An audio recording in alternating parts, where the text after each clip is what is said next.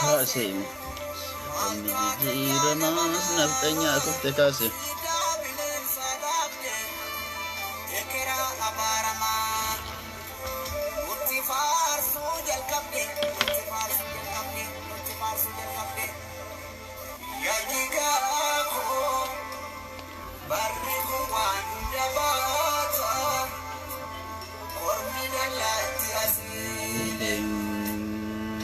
Jika kau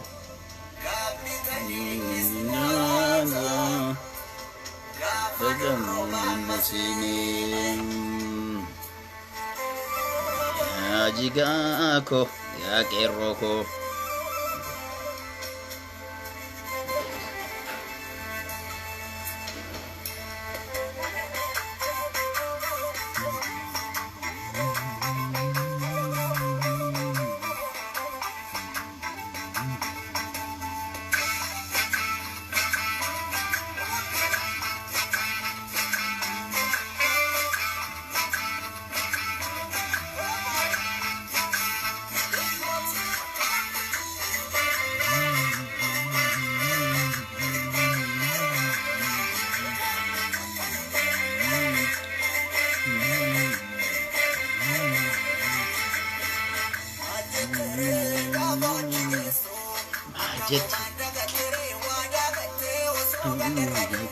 Wahadagat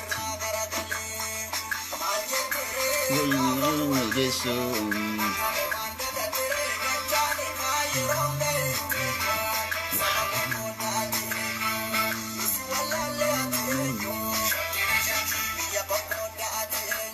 Shakine Shakim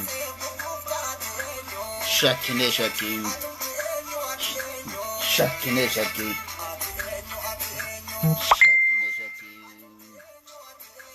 Shakine Shakim Shakine Shakim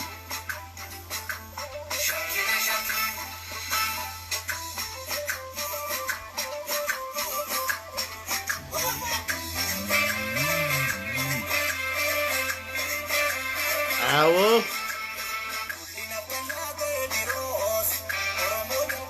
akkam jirtu ilmaan Oromoo nagaa keessanii fayyaa keessanii keessattuu as keessa nama tokko argaa hedduun keessan baga jiraattanii baga jiraanne nama tokko as keessatti argaa nama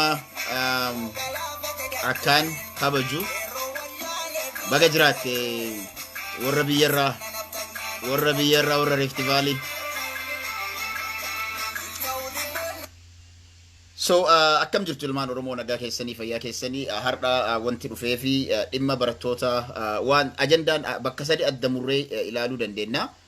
Wantoota addamurree ilaalu keessa tokkoffaa Harargeen ba'aa maalirra jiraadha. Keessattuu Dadar aanaan Dadar ammallee akkuma zamana waggoota lamaan dura ammas bakka durii sanatti deebi'uu isaanii ammas nafxanyaadhaan yookiin ammootu ergamtoota nafxanyaa takka ammoo agaazii yookiin ammootu ammas TPLF ajaja gaafii jedhu hanga nama irra kaasuu danda'utti rakkoo Dadar keessa jiru ilmaan Oromoo yookiin qeerroo Oromootiin yookiin ijoollee Oromootiin wal qabatee isarratti wanta dubbannu jira. Inni lammaffaa barattoota Oromoo kanneen yuunivarsiitii garaa irraa ari'aman yookiin ammootu keessattuu yuunivarsiitiilee naannoo Amaaraa irraa ari'aman Jimma irraa ari'amanii fi bakkee garaa irraa ari'amanii gara qe'ee isaaniitti deebi'anii jiranii fi yuunivarsiitiileen garaa keessumattuu yuunivarsiitiin Rift Valley'dha.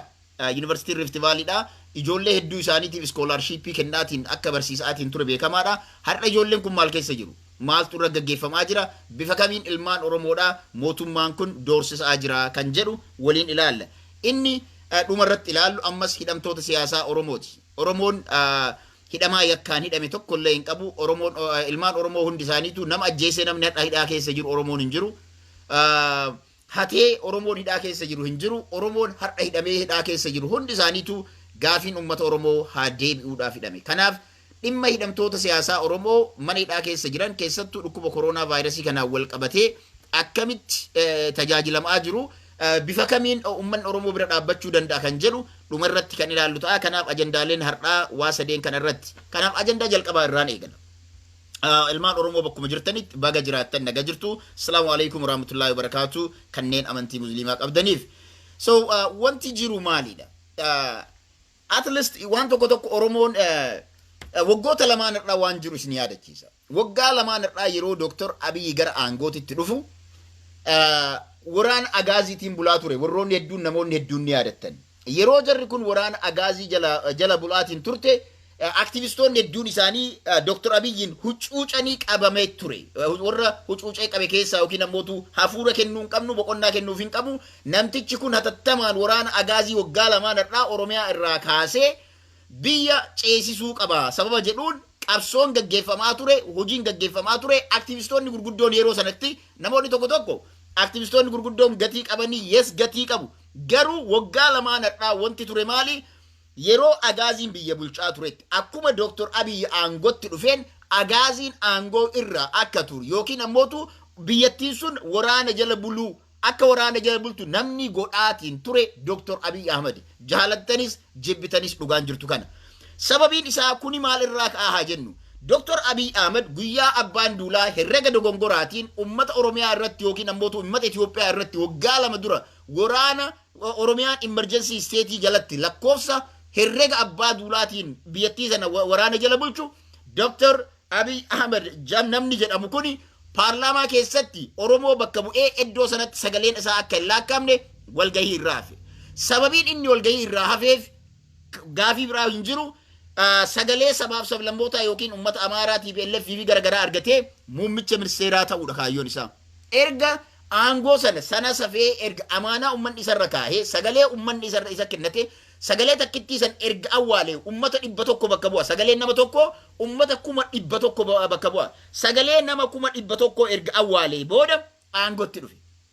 Aangotti erga dhufee booda immoo maal godheedha? Aangotti erga dhufee booda nuti warroonni miidiyaa kanarraa sagalee ummataa ta'aatiin turan hedduun isaanii Dr. Abiy Ahmed hatattamaan state of emergency Itoophiyaa irraa kaasu. Hatattamaan hojii hojjechuu qabu haa hojjetan lakkisaa biyyattiin namichi kun amma yerootti dhufee amma aangotti dhufee yeroo barbaachisaa maal jedhamaa ture. Garuu Dr. Abiy Ahmed yeroo sana keessatti state of emergency right away biyyattii sanarraa kaasuu odoo hin danda'u.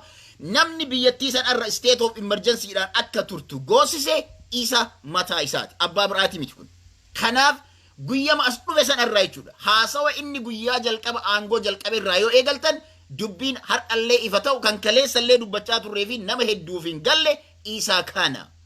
Kuni ta'ee osoo jiru waggootuma lamaanadha inni aangotti dhufe jechuudha. OPDOleen hedduun isaanii waraanaan cafaqamaa, waraanaan hidhamaa, waraanaan garafamaa turaniiru. Yeroo sana keessatti aktivistoonni Oromoodhaa hedduun isaanii free OPDO mata duree jedhuun free OPDO jechuudhaan OPDO har'a ODP taatee ODP irraa PP taatee har'a immoo as garagaltee fuula keessa ummata Oromoo nyaataa jirtu san free OPDO. OPDOon maaliif bakka hedduutti waajjiraaleen OPDO cufamanii ture. Eenyutu cufsiise waajjiraalee OPDO waggaa lamaan har'aa? Agaaziitu cufsiise, waraanatu cufsiise. Yeroo sana ummata kanaaf sagalee ta'aa turre. Warroota yeroo sana keessatti hidhamaniin booda keessa tokko Taayyee Danda'aa har'a afaan banee ilkaan 32 ummata saba isaatti agarsiisaatiin saba irratti rakkoo xaxaa gara yaadu waggaa 16 hidhaa keessa ture. Namni jedhu isa tokko. Jarri nu free akka ta'an qabsaa'onni Oromoo yookiin aktivistoonni Oromoo waggoota lamaan har'aa falmaa turan. Sana booda immoo Oromoodhaaf maaltu fooyyee? Oromoon har'allee mootummaa Dr. Abiyyiitti akka ilmoo jaldeessaatti qabamee jira. Oromoon har'allee akka ilmoo jaldeessaatti jira. Dr. Abiy har'allee yookiin Itoophiyaan har'allee Oromoodhaa fi haadha jaldeessaati. Oromoon garuu ilmoo jaldeessaati. Ilmoon jaldeessaa haati jaldeessaa ilmoo isii maal gooti?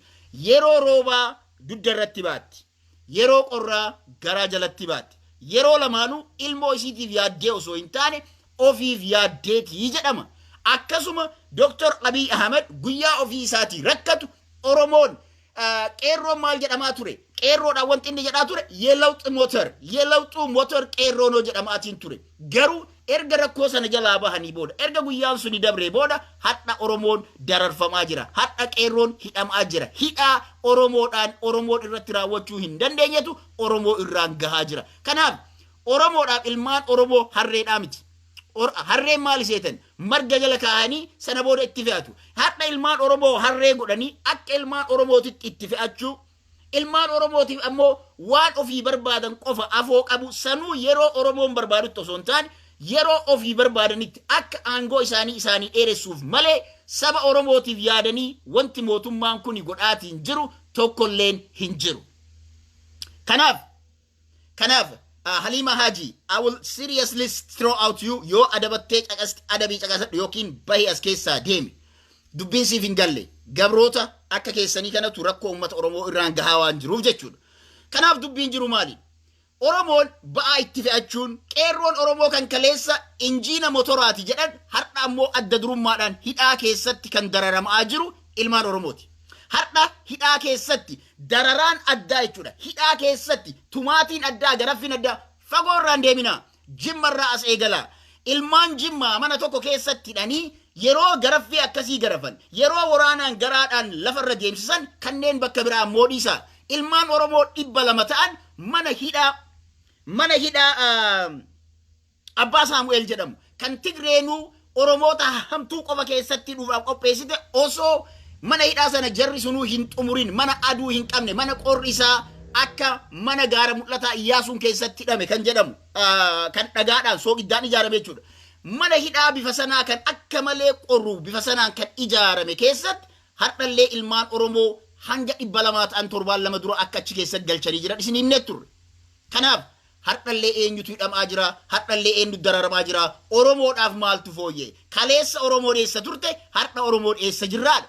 Oromoon kaleessa yeroo Junaydii Saaddoo aangoo irra ture ilmaan Oromoo yeroo Finfinnee keessaa Mallas Zeenaawi ajaja dabarsee Oromoon Finfinnee gadhiisaa Adaamatti galaa jedhu ijoolleen 300 Oromoodhaa yuunivarsiitii Finfinnee keessaa akka ari'aman beekamaadha. Sana boodaan itti fufee yuunivarsiitiilee biyyattii sana keessa jiran keessaa ilmaan Oromoo hedduun isaanii baqatanii biyyarraa akka ba'an walakkaan isaanii gammoojjii Eertiraa seenanii gara mana haadha isaaniitti deebi'uu akka hin dandeenye beekamaadha. Kuni seenaa mootummaa kan ittiin yaadannu keessaa isa tokko. Kaleessa yeroo hidhaadhaan ilmaan Oromoo kaleessa yoo akkasi doorsaman biyyaa bahanii qallaba qurxummii yeroo ta'an har'a ammoo Oromoodhaaf maaltu hafe? Oromoon akkuma kaleessa biyyaa bahaa jiru 7 dura agartanii jirtan.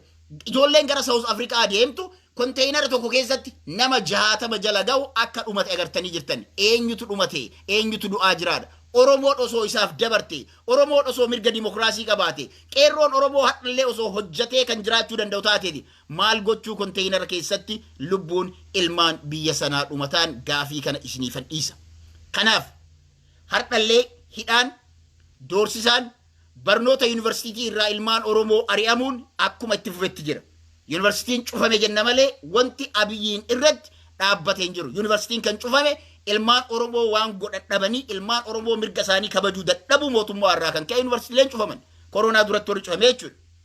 So yaa ilmaan Oromoo waa hedduu dubbachuu ni danda'ama. Garuu waa hedduu isaa akkuma argee hin dubbadhu jette boolliti qayyaa jedhan yogguma maakan. Akka argee hin dubbadhu jette boolliti qayyaa jedhan. Gara biraatiin ammoo dudden dhungatanii waan argan hunda hin dubbatanii jedhan. Kana hunda jennee wanti irraa dhiisnu waa hedduutu jira. Garuu ammoo wanti dhiisuu hin qabne, wanti callisuu hin qabne waa hedduutu ka'ee jira. Amma dadaritti asinii deebi'an rakkoo jiru eega kana kaasnee booda. Dadarii maaltu jira? Ijoolleen Oromoo lakkoofsi isaanii 5 ta'u. Magaalaa Dadar gandoota gara garaa keessaa qabamanii kanneen maqaan isaanii asii gaditti isiniifan tarreessaa. Akka fakkeenyaatti isinii fuudhaadha ganda tokko qofarraa kun. Ilmaan Oromoo kunniin kanneen aanaa Dadar irraa yookiin ammootu magaalaa Dadar irraa qabamanii gara mana hidhaa Hararitti geeffaman. Badii tokkoon maletti, yakka tokkoon maletti. Ijoolleen kun dargaggeessa Ibsaa Abdurrahmaan ganda Adam Boruu irraa, ammas dargaggeessa Obsaa Ahmad ganda Bineensoo irraa, dargaggeessa Wazir Hashim ganda Ali Umar irraa, ammas dargaggeessa Abduu Kullee ganda Haji irraa, ammas dargaggeessa Hayyubee ganda magaalaa Cabxuu magaalaa Dadar irraa fuudhamanii gara mana hidhaatti ji'a 2 dura geessifaman. Manni hidhaa jarri ijoolleen tun itti argaman poolis mamraa Harariiti. Ijoolleen poolis mamraa Hararii keessa kaayaman kun ji'a 2 gahaniiru. Ji'a 2 kana keessatti koortiin dhiyaannan gammaa mana murtiin dhiyaan. Ijoolleen mana murtii hin dhiyaatin kun maaliif mana murtii dhiyaachuu dhaban osoo yakka qabaatanii? Yakka ittiin himatan waan dhabaniif. Ijoollee kana jibba bulchiinsa magaalaa yookiin ammootu obbo Mul'ataa Bushraa nama jedhamu kantiibaa magaalaa Dadar. Jibbiinsa inni dhuunfaadhaan ijoollee kanarraa qabuuf jecha ijoollee kana fuudhanii achi dabarsan. Waan ittiin himatan dhabanii sa'aatii 48 keessa silaa namni tokko mana murtii dhiyaachuu qaba. Ijoollee kan osoo mana murtii hin dhiyeessin hanga ammaa sababa ijoolleen kun badii takkallee waan hin qabneef jechuudha. Ijoolleen kun badii takkallee waan hin qabneef hanga ammaa ijoolleen kun himannaan irratti hin banamne. Ijoolleen kun himannaan itti hin banamne koortiin dhaabanne. Ijoolleen koortiin dhaabatin kana dhukkuba koronaa vaayirasiitiin wal qabatee muummichi ministeeraa Abiy Ahmed hidhamtoota siyaasaa gadi dhiisnaa. Hidhamtoota tokko tokko kanneen badii xixiqqaa qaban gad dhiisnaa. Sababa koronaa vaayirasiitiin wal qabatee jechuudha. Kanaaf isaan kanneen keessa ammoo achi jedhee murtii murteessa sana booda ammootu guyyaa muraasa booda hidhamtoota 4,000 gadhiisuu isaa miidiyaatti bahee Dr. Abiy dubbateera. Ijoolleen Hararii kunoo ijoolleen shanan kun kanneen hangama lakkoofsa shanan kan bakka takkaa isinii maarra malee Oromiyaan guutuun kanuma keessatti.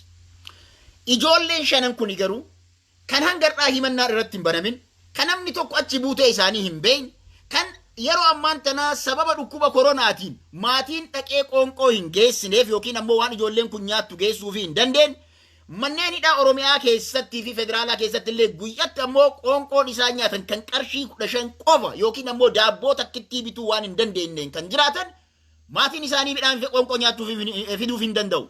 Mootummaan ijoolleen kun haa gadhiifaman jedhanii warri godina jiru murteessus kantiibaan magaalaa Dadar. Kantiibaan magaalaa Dadar obbo Mul'ataa Bushraa yookiin Mul'ataa Bushraa namni jedhamu ijoollee kana yoo isin mana hidhaa sanarraa gadi dhiistan anatu hojii gadi dhiisaa. Sababa inni jedheef warri godina Harargee bahaa bulchan poolis mamriyaan Harargee bahaa osoo koortii dhaqanii ijoollee kana laalaa osoo koortii geessanii jiraatanii ijoollee kana koortii gadhiisaa ture. Koortiin geessine koortiin quban qabu yookiin manni murtii quban qabu. Ijoollee mana hidhaatitti hidhanii tursiisanii hanga ammaa ijoollee tana gadhiifamuu qaban jedhanii yeroo isaan ijoollee kana gadhiisnaan natu aangoo gadi dhiisa jedhee ijoolleen kun hardhallee hidhaa keessatti badii tokkoon malee dararamaa jiru. Kanaaf ijoolleen kun maal jedhamaniiru? Ijoolleen kun yaa Oromoo nuuf dirmadhaa. Haalli nuti keessa jirru haala baay'ee hamaadha. Yeroo ammaan tanaatti ammoo dhukkubni koronaa vaayirasii kan addunyaa mara sodaachise hedduu nu sodaachisee jira. Ilmaan Oromoo osoo nuti balaa kanaan yookiin dhukkuba kanaan qabamnee waan hamaa keenne hin dhageenye adaraa isinitti haa ta'u Oromoonni nuuf dirmadhaa jedhaniiru. Kanaaf qeerroo Harargee isinitti gabaa. Qeerroon Harargeedha. Qeerroon Qobboo particularly Harargee keessaa Qobboo Haramaayaa Calanqoon qeerroolee akka ajaa'ibaatti beekaman akka qaban ni beekna. Fadiis dabalatee jechuudha. Kombolcha dabalatee. Qeerrooleen keessan kun gara badhaatiin qeerroo qofaa miti dubbiin kun bulchiinsi aanaalee godina Harargee bahaa bulchitan.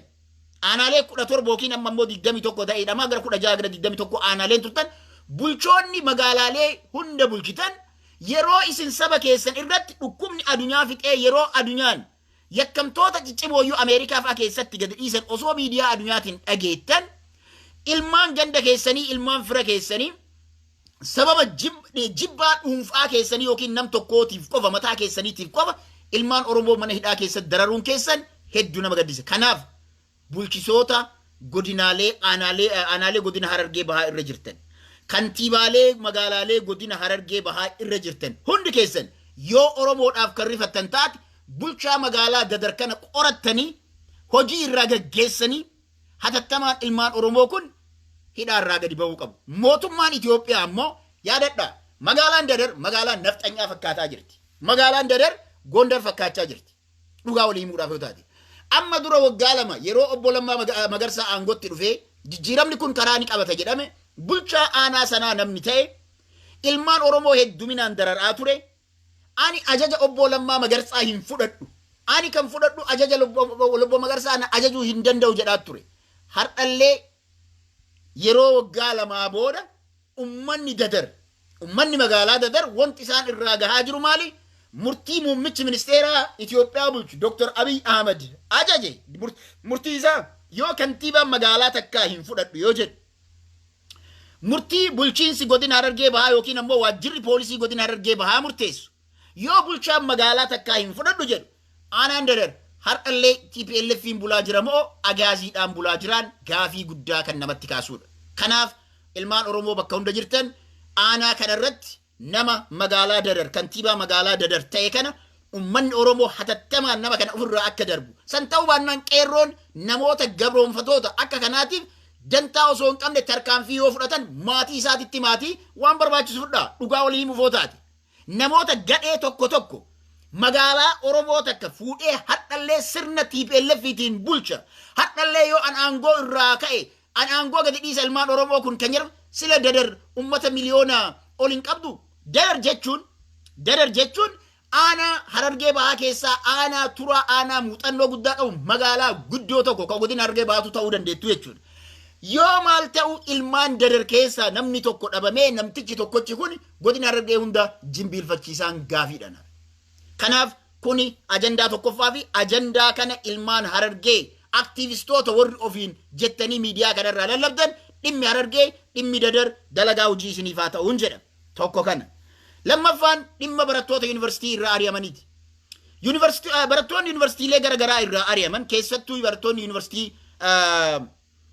yuunivarsiitiilee Amaaraa keessaa ari'aman wanti jiru maali yoo jenne ijoolleen sun yuunivarsiitii irraa ajjeefamuudhaan dararamuudhaan ari'amanii kan galan yookiin gara mana isaanii yeroo faca'an Dinquu Dayyaas akkuma beekamu Rift Valley Yuunivarsiitiin ijoollee kanaaf maal godhee hedduu isaaniitiif carraa free scholarship barsiisuu barattoota lakkoofsaan hedduu ta'an carraa free barsiisuu kenne jedhamee himamaa miidiyaa kanarratti namoonni beektan.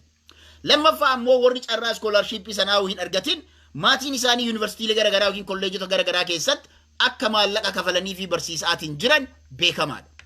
Ragaaleen garaagaraa kanneen maddoota adda addaa irraa gama keenya dhufan kan agarsiisu yookiin gama maddeewwan informationii kiyyaa dhufan kan agarsiisu. Kuni ta'ee osoo jiru mootummaan Itoophiyaa ijoollee yuunivarsiitii irraa ari'aman ijoollee Oromummaadhaan naannoo garaagaraa irratti miidhaan adda addaa irra gahaa turee fi achirraa ari'aman sana maal irraan geessisaa jiran ijoolleen kun hedduu isaanii Oromummaadhaaf ijoollee quuqama guddaa qaban waan ta'aniif wanti gaggeeffamaa turee fi wanti ijoollee kanarra godhamaa jiru har'allee hin dhaabbanne. Har'allee hin dhaabbanne maaltu godhamaa jiraa haa dubbannu. Tokko ijoolleen kun bilbila isaaniitiin hordofamaa jiru raajiidha. Caasaan Dr. Abiy yeroo caasaa basaastuu yookiin ammoo miidiyaa irratti Dr. Abiy ijaare har'a ijoollee kana bilbila isaanii qabatanii jiru. Yeroo ijoollee kana qaban bilbila qabatanii jiru ijoolleen kun informationii garaagaraa poosti godhu informationii garaagaraa jarri poosti godhanii fi bilbila isaanii qabatanii GPS bilbila ijoollee kanaatiin hordofamaa jiru. Kana ilmaan Oromoo hundi keessanuu amshuur barattoonni ni beekanii Oromoon hundi nu beektanii ijoollee waan kana quba hin qabneef quba qabsiisa. Keessumattuu ijoollee dhimma sabaa irratti waa barreessaa jiran ijoollee dhimma sabaa irratti waa dubbataatiin jiran hedduu isaanii GPS bilbila isaaniitiin mootummaan bakka isaan jiran hordofaa akka jiruu fi jala deemaa akka jiru kanaafis ammoo nama GPSdhaan hordofanii jalaa bahe ragaan qabatamaan namoota maqaa isaanii kaasuu hin dandeenye jira. Ijoollee kan ammoo kanneen dubbatan warra hidhameetu jira. Fakkeenya kaasuu dandeenya. Akka fakkeenyaatitti barataan tokko magaalaa Burraayyuutti mana hidhaa Kattaa jedhamu keessatti yeroo ammaan tanaa hidhamee rakkoo addaa keessa jira. Mucaa kana ijoolleen akka malee isa jaalatan yeroo garagaraatti barataan kun maqaan isaa Dirribaa jedhama. Hidhamaadha. Mana hidhaa Kattaa Burraayyuu jechuudha. Magaalaa Burraayyuu keessatti mana hidhaa Kattaa keessa jira. Mucaa kanaaf qoonqoon hin dhaqu. Kuni rakkoo hidhamtoota siyaasaa hunda. Sababa koronaatiin namni nyaata geessuu hin danda'u. Hubadhaa yaa ilmaan Oromoo. Uleen irra jiru, garaffiin irra jiru, dararaan irra jiru hanqatee har'a nama kana maatiin isaa gaafachuu, hiriyoon isaa dhaqanii akkam jirta jedhanii gaafachuu barattoonni yuunivarsiitii dadhabanii jiran because dhaqanii gaafannaan ilmaan Oromootiif har'allee hidhaan. Gara biraatiin ilmaan Oromoo GPSdhaan hordofaa akka turanii fi amma durallee warra GPSdhaan hordofaniitiin hidhan ragaan achirraa dhufe ifatti hima. Nama mana isaa hin galle nama bakka biraa jiru GPS'n jala deemanii jechuudha. Hanga ijoolleen manaa jijjiirattu manaa baqattu. So ijoolleen nadha maal keessa jirraa jedhaa jiru. Ijoolleen kaleessa ilmaan Oromoo zamana ijoolleen 300 yeroo Junaydii Saaddoo fa'aa aangoorra ture jechuudha. dhibba sadii ijoolleen yeroo ari'amani biyyaa bahan hin baqatan. Har'a ammootu ijoolleen Oromoo biyyuma isaanii keessatti qe'ee isaanii keessatti gara mana maatii haadhaaf abbaa deebanis mana haadhaa fi abbaa buluu hin dandeenye ijoolleen kun galgalaa galgalatti mana jijjiiratanii buluun dirqamatti ta'eera. Kunis maal jechuudha? Qe'ee isaanii keessatti ilmaan Oromoo baqataa ta'anii jiru. How long this is going to continue is a question. Hanga yoomiitti dhimmi kun itti fufa? Hanga yoomiitti ilmaan Oromoo mana isaanii buluu dadhabu? Hanga yoomiititti? Kanarraa kan ka'e ijoolleen hedduu isaanii bilbila isaanii jijjiirachuudhaan fayyadamaa akka jiran ifatti beekamaadha. Kana mootummaan beekee dhabaate illee ilmaan Oromoo hedduun isaanii bilbila keessan qeerroon barattoonni yuunivarsiitii irraa baatan bilbila keessan jijjiiradha. Jijjiiradhaatii bilbila mootummaan hin beekne fayyadamaa. Kana yoo gochuu baattan osoo isin hin beekne osoo ani nagahaan jira jettan isin qabu. Wanti nama ajaa'ibu garuu ijoollee ari'aman kanniin keessaa ka waa poostiin goone ka waa hin barreessine mootummaan kun hordofaa hin jiru jedhama. Of course nama isaaf treet hin taane maal irraa godha? Nama sabaaf hin dubbanne maal isaa godha gabricha? Kuni ilmaan Oromoodha. Kaleessallee har'allee garaagarummaan qabnu akka hin jirre. Kaleessallee yuunivarsiitii irraa ijoolleen Oromoo ari'amaa turan har'allee ari'amanii jiru. Kaleessallee yuunivarsiitii keessa ilmaan Oromoo ajjeefamaa turan har'allee ilmaan Oromoo ajjeefamanii jiru. Kaleessallee ilmaan Oromoo dararamaa turan har'allee dararamaa turu. Kaleessallee ilmaan Oromoo mana hidhaa keessatti cinqii garaagaraa agarsiisaa jiran har'a ammoo san daranuu bira dabree mana hidhaa Tigreenuu itti nama hidhin keessatti ilmaan Oromoo hidhamaa jiru. Mana hidhaa Abbaa Saamu'eel kan jedhamu Alam Baqqaan kan Dargiin jedhu daran hamaa kan ta'e jechuudha. Kanaaf Oromoo maaltu siif fooyyee? Warroonni akka hidhamaa biyya san keessatti hin garree nama akkasii ta'e hin garran deemi Harar dhaqi. Amma siifan himaa Leencoo Baatii namicha jedhamtu. Amma kunoo Harar dhaqi Mamriyaa dhaqi. Dhaqi ilaali yoo lubbuu qabaatte.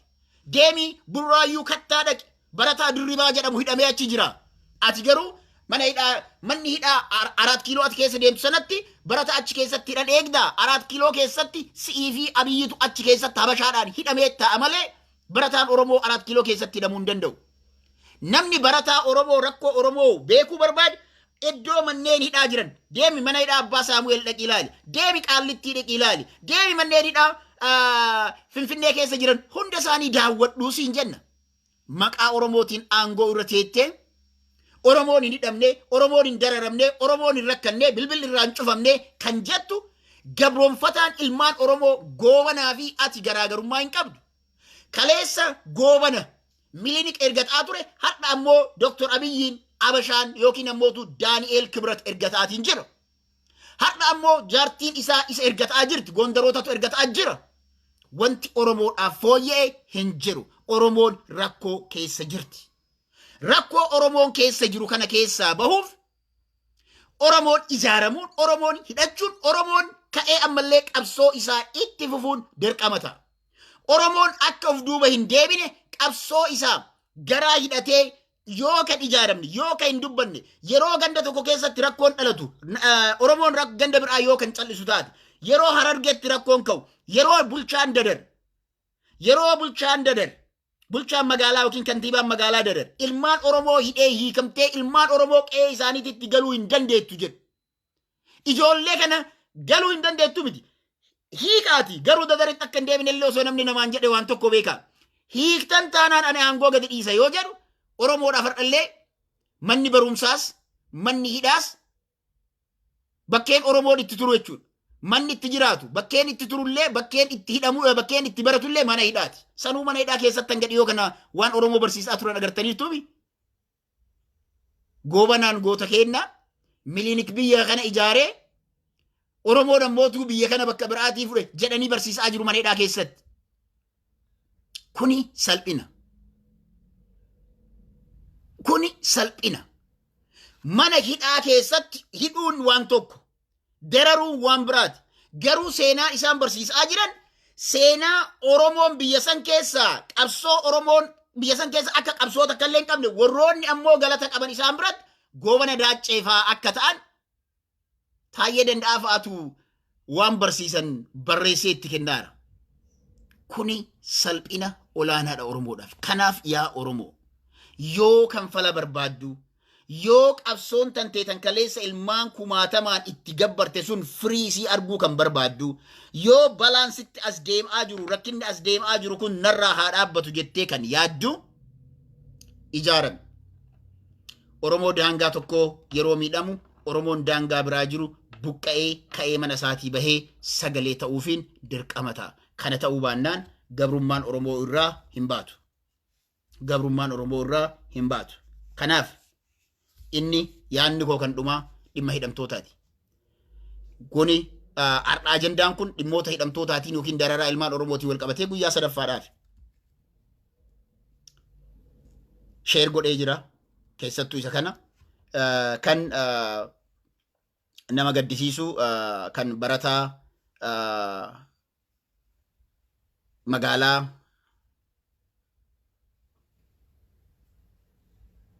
Araddaa Kattaa yookiin magaalaa Burraayyuu keessatti mana hidhaa Kattaa keessatti hidhamee kan jirus barataa Dirribaa barataa yuunivarsiitii Jimmaa kan ture jechuudha. Ijoolleen Oromoo yuunivarsiitii irraa ari'amuu qofa osoo hin taane ari'amaniillee bakki isaan itti turuu qaban mana hidhaa akka ta'e nu garsiisa. Yaa ilmaan Oromoo badhaa. Yuunivarsiitii irraa ari'amuu waan tokko. Yuunivarsiitii irraa ari'amuu bira darbanii ammallee mana isaatii qabanii yoo ilma Oromoo ta'uu qofaan hidhaa keessa kan hidhamee jiru Oromoo malee barataa tokko ka Amaaraa fiduu dandeettu? Barataa tokko ka Amaaraa hin jiru. Hin jiru. Kuni maalidha? Kuni salphina Oromooti. Kuni kufaatii Oromooti. Kuni Oromoon har'allee sagalee akkaataan ittiin walii ta'an ammallee ijaaramuu dhabuu kenna. Oromoon tokkummaan Oromoo afaaniin jedhamu sun Oromoon tokko ta'e yogguu jedhamu waggaa lama dura yeroo kallattii hundarraa Burraayyuun keenya, Finfinneen keenya ummanni Oromoo jedhaa ture sun har'a eessa jira? Har'a sagaleen sun maaf hin dhagahamne? Wallaggaa dhihaa keenya, Gujiin keenya, Booranni keenya, Iluun keenya, Jimmaan keenya, Arsiin keenya, Washawaan keenya, Harargeen keenya, Walloo keenya jechuun eessa dhaqee?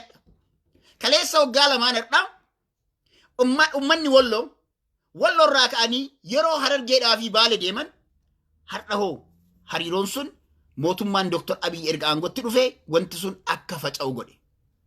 Akka faca'u godhe, akka badu godhe, Oromoon akka walitti hin dhufne godhe. Kuni Oromoon har'allee borullee carraa kaleessa waggaa lamaan har'aa argame sana jaamsuun dhabamsiisuun hin barbaachisu. Qeerroo Oromoo ka'i dammaqi ijaarame qubol qabaadhu. Qubol qabaadhu. Yoo isin qubol qabaattan Oromoon falanii argata. Yoo isin qubol qabaachuu baattanii rakkoo Wallagga keessatti yeroo ilmaan Oromoo Wallagga keessatti fixan, yeroo ilmaan Oromoo Gujii keessatti fixan, yeroo ilmaan Oromoo har'allee Harargee fi Walloo keessatti dararanii hidhan yoo ka isin sagalee hin taanee fi guyyaa isin asitti caddiftan boru ummanni sunillee sagalee isif hin ta'u. Guyyaa seenaan ni dabra. Wanta akka ta'u hundinuu ni dabra. Boru waan biraatti dhufa. Qe'ee keessanis balaan kun ni dhufa. Balaan kun qe'ee keessanis ni dhufa. Hojiin Taayyee Danda'aatii fi hangaasaan hojjetaa jiran qe'ee ilmaan Oromoo hundarra balaa geessuudha. Qe'ee ilmaan Oromoo tartiibaan balaan akka ga'u gochuudha. Kana ammoo ofirraa eeguun dirqama Oromoota hundaati. Kanneen hidhamtoota siyaasaa Oromoo nanneen rakkoon jiru mootummaa irratti dhiibbaa gaggeessaa. Ilmi Oromoo taatee namni mana marii keessa jirtu. Oromoo taatee miseensa paarlaamaa namni taate. Wanti ati godhuu qabdu. Ergaan ani siif qabu. Hidhamtoota siyaasaa qallamni isaanii guyyatti qarshii 15 maallaqni kun gahaa akka hin taane beekamaadha. Daabboota akka bituu hin danda'u. Daabboota akka guyyaa bituu hin danda'u. Kanaaf Oromoon maal godhuu qabaadha? Wanti Oromoon godhuu qabdan amma dura laalaa qoonqoon hidhamtootaa yookiin ammoo nyaanni hidhamtootaa maatii irraa ganamaa galgala dhaqaafi ture. Amma sun sababa dhukkuba koronaatiin hin jiru. Kanaaf mootummaan bajata ramaduu qaba hidhamtoota kanaaf. Yuunivarsiitiin Wallaggaa yookiin ammoo yuunivarsiitiin Naqamtee keessa jiru daabboo gara 10,000 fi saamunaa gara homaa kan jedhu har'a maxxansanii turan. Thank you so much. Eenyuuf geessan beektanii? Hidhamtoota siyaasaa kanneen sababa koronaatiif maatiin qoonqoo geessuu fi hin dandeenye manni hidhaa ammootu nyaata gahaa akka hin kennineef warri itti amane yuunivarsiitiin Naqamtee gargaarsa daabboo ofii isaaniitii bilcheessanii hidhamtootaa geessu saamunaa harkaa fi qaamaan dhiqatan hidhamtootaaf geessu yuunivarsiitiin Naqamtee hojii boonsaa fi hojii fakkeenya ta'u hojjettanii jirtan. Thank you so much. Garuu Oromiyaan guutuun hidhaan kanuma fakkaata. Yuunivarsiitiileen biroollee kana hordofuu danda'u qabdan. Abbootiin qabeenyaa warroonni mana daabboo qabdan, warroonni mana biddeena hojjettan, ilmaan Oromoo kana mana hidhaa sanaan walii taatanii, ilmaan Oromoo kanaaf waan kana geessuun, waan kana karaa of eeggannoo ta'een dhaqqabsiisuun dirqama keessan ta'uu qaba. Oromoon ammootu waan kana cal'isuu hin qabdanii sagalee saba keessaniif ta'aa jedha. Ergaan koo har'aa gabaabinaan kanumarra dhaabataa. Guyyaa gaarii. Assalamu alaikum warahmatullahi wabarakatuh.